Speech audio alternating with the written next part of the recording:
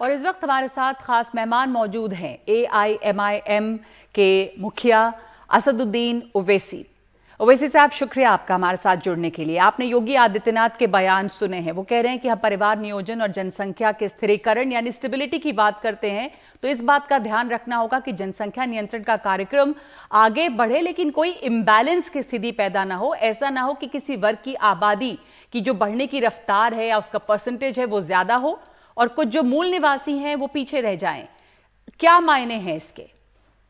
इसके मायने ये है कि योगी आदित्यनाथ भारत के मुसलमानों को और उत्तर प्रदेश में मुसलमानों को मूल निवासी नहीं समझते हैं और ये सरासर गलत है, झूठ है। अगर आप देखेंगे तो मूल निवासी भारत में तो द्रविडियन और आदिवासी लोग हैं। ना योगी आदित्यनाथ मूल निवासी है, ना ओवैसी मूल निवासी है। और दूसरी बात यह है कि वो झूठ कह रहे हैं कि उत्तर प्रदेश में जो TFR रेट था 2015-16 में वो 2.7 था, अब 2.4 है। तो ये खुद इस बात को बताता है कि वो झूठ कह रहे हैं। तीसरा झूठ जो योगी आदित्यनाथ और गिरिराज किशोर साहब कह रहे हैं, पार्लियामेंट में अप्रैल 2, 2022 को राज्यसभा में मौजूदा हेल्थ मिनिस्टर ने एक बीजेपी के MP के प्राइवेट मेंबर्स बिल पर पार्लियामेंट में स्टेटमेंट दिया कि इस देश में 2 चाइल्ड नॉर्म के कानून की जरूरत नहीं, बल्कि उन्होंने इस लफ्ज का इस्तेमाल किया कि कोई जबरन कानून हम नहीं बनाएंगे। चौथी बात यह है कि मोदी सरकार ने दिसंबर 2020 में लोग सुप्रीम कोर्ट को एक एफिडेविट दिया कि भारत में 2 चाइल्ड नॉर्म की जरूरत नहीं है। तो इस देश में जो recent national family health survey आया जिसमें बताया गया कि भारत का TFR रेट 2.2 से 2 पॉइंट पर आ गया और 20 सालों में सबसे ज्यादा अगर फर्टिलिटी रेट किसी का डिक्लाइन हुआ है तो मुस्लिम समुदाय का हुआ है, क्योंकि 2015-16 में 2.6 था, वो गिरकर 2.3 हुआ है जी। और आंकड़े ये भी बताते हैं कि सबसे ज्यादा अगर कॉन्ट्रासेप्टिव्स को इस्तेमाल कर रहा है भारत में वो 37.9 से अब मुसलमान 47.4 इस्तेमाल कर रहे हैं। तो ये सरासर झूठ कह रहे हैं। फिर एक मुसलमानों से नफरत पैदा किया जाए, मुसलमानों का खौफ पैदा किया जाए।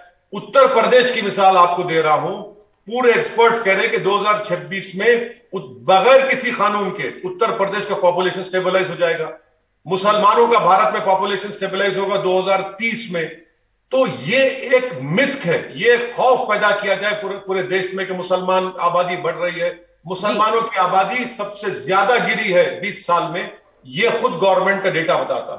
जी, दूसरी बात यह कि जब चुनाव हुए हैं और ये नया मुद्दा नहीं है, अक्सर खास करके नॉर्थ ईस्ट के राज्यों में, असम की बात देख लीजिए या आप बंगाल की बात देखिए, पश्चिम बंगाल की, चुनावों में ये मुद्दा हमेशा रहा है कि वहां की डेमोग्राफी बदली है, इन्फिल्ट्रेशन की वजह से काफी ज्यादा बदली है। तो जो जनसंख्या है वो बहुत ज्यादा बढ़ी और शायद इस वजह से यूपी, कर्नाटक, मध्य प्रदेश, उत्तराखंड है या गुजरात है, असम, त्रिपुरा, इनमें कानून लाने की भी तैयारी है कि जनसंख्या को नियंत्रण में किया जाए, क्योंकि ये जो खौफ जिसकी आप बात कर रहे हैं वो हमेशा नेताओं ने दिखाया है कि मुसलमानों की आबादी एक तरफा बढ़ रही है और हिंदुओं को इससे सचेत रहना चाहिए। अगर आप डेमोग्राफी की बात कर रहे हैं, मिसाल के तौर पर मान भी लिया जाए कि मुसलमानों का TFR 2.6 रहेगा, जो नहीं रहेगा और गिरेगा। 200-250 साल लगेंगे हिंदू आबादी के बराबर होने के लिए, 200-250 साल लगेंगे। झूठ है, मुसलमानों का TFR रेट गिर रहा है। 2.6 जो 2015 में 16 में था वो 2.3 पर आ गया। सबसे ज्यादा आप देखेंगे कॉन्ट्रासेप्टिव्स मुसलमान इस्तेमाल कर रहे हैं। अब जब आप डेमोग्राफिक डिविडेंड की बात कर रहे हैं तो मोदी सरकार इस बात को मानने को तैयार नहीं है कि पूरे विश्व में अगर किसी के पास डेमोग्राफिक डिविडेंड है तो भारत के पास है। हमारे देश की 50% आबादी 25 साल से कम उम्र की है, 60% आबादी 40 साल से कम उम्र की है। आप सुपर पावर बन सकते हैं मगर आप इनको इस्तेमाल नहीं कर रहे हैं, इनको नौकरियां नहीं दे रहे हैं। मिसाल के तौर पर केंद्र सरकार के पास 65 लाख नौकरियां वेकेंट है, आप 10 लाख देने की बात कर रहे हैं। आप चीन से आगे बढ़ने की बात कर रहे हैं। भाई, आप चीन से बराबर अगर करना है तो आप इस डेमोग्राफिक डिविडेंड को इस्तेमाल करिए। और चीन 1000 स्क्वायर किलोमीटर पर कब्जा करके बैठा है तो क्या डेमोग्राफी, इस पॉपुलेशन की वजह से, क्या सरकार की कमजोरी की वजह से? तो ये मिथ क्रिएट करना, ये खौफ पैदा करना हमारे हिंदू भाइयों में कि मुसलमानों की आबादी बढ़ रही है, और फिर आप कहते हैं कि हमारे पास रिसोर्सेस नहीं है, सरासर झूठ है। पर आपको क्या लग रहा है, अभी जो ये बयान आए हैं, गिरिराज सिंह ने भी कहा कि कानून बनना चाहिए क्योंकि इम्बैलेंस क्रिएट हो रहा है और ये सबके ऊपर लागू होना चाहिए। क्या चाह रहे हैं वो? कह रहे हैं सभी रिलीजन के ऊपर, जाहिर है कानून बनेगा तो सब पे लागू होगा। तो गिरिराज सिंह ये कह रहे हैं, योगी आदित्यनाथ जैसे ही यूएन की रिपोर्ट आई वो कह रहे हैं कि एक इम्बैलेंस से सावधान रहना चाहिए। तो ये क्या सियासत शुरू हुई है फिर? देखिए, मैं फिर से योगी आदित्यनाथ के उस बयान को कंडेम करता हूं। मूल निवासी क्या मुसलमान नहीं है? कैसे कह रहे हैं मूल निवासी? ये डिवीजन क्यों पैदा कर रहे हैं? जब यूनियन गवर्नमेंट का खुद मंत्री राज्यसभा में खड़े होकर कहता है कि हमको 2 चाइल्ड नॉर्म या पॉपुलेशन कंट्रोल के कानून की जरूरत नहीं है, सुप्रीम कोर्ट में एफिडेविट देते हैं, तो ये लोग झूठ कह रहे हैं। ये सिर्फ बल्कि वोट बैंक की पॉलिटिक्स बीजेपी कर रही है और मुसलमानों के ताल्लुक से खौफ पैदा कर रहे हैं। अब क्या कानून बनाएंगे? जो गलती चीन ने की थी और वो गलती हम भी करने जा रहे हैं। और अगर ऐसा कानून बनेगा तो याद रखिए, जो सेक्स रेशियो मुसलमान में सबसे बेहतरीन सेक्स रेशियो है 936 to 951, अब बताइए दूसरे समुदायों में क्या सेक्स रेशियो है? उसका जिम्मेदार कौन है बताइए? चलिए मानते हैं पॉपुलेशन बढ़ रहा है, सेक्स रेशियो के जिम्मेदार कौन है? इसका जिम्मेदार तो भारत सरकार है या मोदी सरकार है या यूपी सरकार है। आप बताइए कि यूपी में सबसे ज्यादा जो बच्चे सीवियरली वेस्टेड है 6.1 से 7.3 हो गए, इसका जिम्मेदार सरकार नहीं है। तो इनकी जो जिम्मेदारी है उसको निभाना नहीं चाहते, सिर्फ मुसलमानों से नफरत, मुसलमानों से खौफ पैदा किया जाए। ये बिल्कुल कानून की जरूरत नहीं है। बगैर कानून के हमारा TFR रेट गिर रहा है।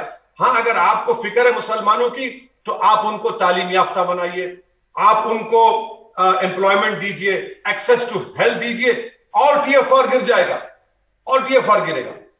जी, एक सवाल और आपसे कि ये जो कानून की आपने बात की कि कोई ज़रूरत नहीं है, लेकिन ये मांग जो है वो दोबारा जोर पकड़ रही है और कई राज्यों में इसकी तैयारी है। असम है, त्रिपुरा है, मध्य प्रदेश, कर्नाटक, यूपी कि ऐसा कानून जो है वो लाया जाए। अब गिरिराज सिंह जो केंद्रीय मंत्री हैं उन्होंने भी फिर ये आवाज़ उठाई है कि कानून बनना ही चाहिए, क्योंकि चीन से देखिए कि आप आबादी के मामले में आगे निकल रहे हैं लेकिन जो इकोनॉमिक प्रोग्रेस है उसमें आप चीन से पिछड़े हुए हैं। तो इसके लिए जनसंख्या नियंत्रण जरूरी है। क्या आपको लग रहा है कि इसके ऊपर और आवाज आएगी और लग रहा है कि हम इस तरफ बढ़ रहे हैं कि कोई जनसंख्या नियंत्रण कानून बने? देखिए, ये सिर्फ मुसलमानों का खौफ पैदा करना है। और मैं ये पूछना चाह रहा हूं, फिर मुसलमानों की मेल लाइफ एक्सपेक्टेंसी 66.8 ईयर्स क्यों है? 2.6 ईयर्स अपर कास्ट हिंदू से कम क्यों है लाइफ एक्सपेक्टेंसी मुसलमानों की? क्या इसके जिम्मेदार आप हैं? होना भी चाहिए, सरकार आपकी है। और दूसरी बात, अगर आप ये कह रहे हैं कि कानून बनाएंगे तो फिर ये कानून एक और कानून बनाइए कि हिंदू अनडिवाइडेड फैमिली का टैक्स रिबेट 3065 करोड़ का रेवेन्यू लॉस हुआ है, मुसलमानों को भी दीजिए या फिर खत्म करके उन पैसों को इस्तेमाल करिए आप। ये कानून से नहीं होने वाला है। जो चीन गलती किया है, भारत अगर गलती करेगा तो भारत का नुकसान होगा। ये जो देश में डेमोग्राफिक डिविडेंड है उसको इस्तेमाल करिए आप। पूरे विश्व में किसी मुल्क में नहीं है, भारत के पास है। आपने 8 साल में नौकरियां नहीं दी, आपने 2 करोड़ का वादा किया था नौकरियों का, अब आप आगे 10 लाख 2 साल में, आपने 15 लाख का वादा किया था। GDP हमारा सबसे कम हो गया है, महंगाई आसमान को छू रही है और सबसे ज्यादा अनएम्प्लॉयड युवा अगर किसी पूरे दुनिया में है तो भारत में है।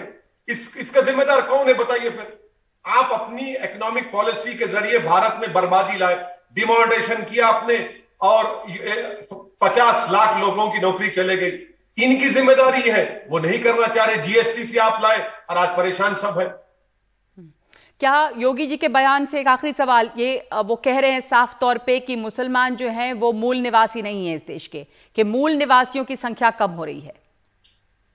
वो झूठ कह रहे हैं। उत्तर प्रदेश में TFR 2.7 से 2.4 हो चुका है। योगी आदित्यनाथ को यह जेब नहीं देता कि एक मुख्यमंत्री और बड़े प्रदेश के होते हुए वो मुसलमानों को मूल निवासी नहीं समझते हैं। उन्होंने अंबेडकर के बनाए हुए संविधान पर ओथ लिया है और संविधान के तहत सब बराबर हैं। कोई मूल निवासी क्या मतलब? क्या भारत का मुसलमान मूल निवासी कैसे नहीं हो सकता? मैं चैलेंज कर रहा हूं उनको। ये गैर कानूनी और नफरत की बात कर रहे हैं, इसका हम कंडेम करते हैं। जी, जी, बहुत बहुत शुक्रिया आपका वैसी साहब हमारे साथ शामिल होने के लिए।